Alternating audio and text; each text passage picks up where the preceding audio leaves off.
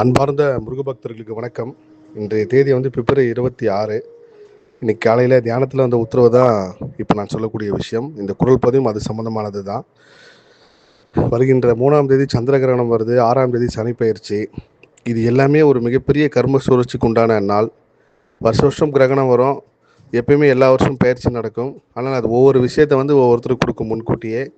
அதில் இன்னைக்கு பிப்ரவரி 26ஆம் தேதி கடந்த ஒரு வாரமாக செய்கிற வேலையை விட்டுடலாம், செய்கிற தொழிலை விட்டு நம்ம வேறு தொழிலுக்கு மாறலாம், நம்மளுக்கு இந்த கணவர் செட் ஆக மாட்டார், மனைவி செட் ஆக மாட்டாங்க, நம்ம உடனே விவாகரத்துக்கு போகலாம், இல்லை குடும்பத்தில் பிரச்சனை நம்ம வெளியே தனி கொடுத்துன போகலாம், இல்லை மேனேஜர் திட்டிகிட்டே இருக்காரு நம்ம வேறு வேலையை பார்க்க போகலாம் அப்படின்னு பலருக்கு பல குழப்பம், பல கேள்விகள் மனசில் எழுந்திருக்கும்.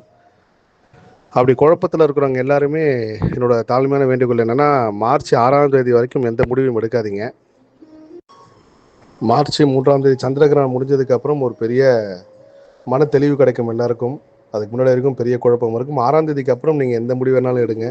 நல்லதோ கெட்டதோ அது நம்ம ஊழ்வினை கர்மவினைப்படி செயல்படும்.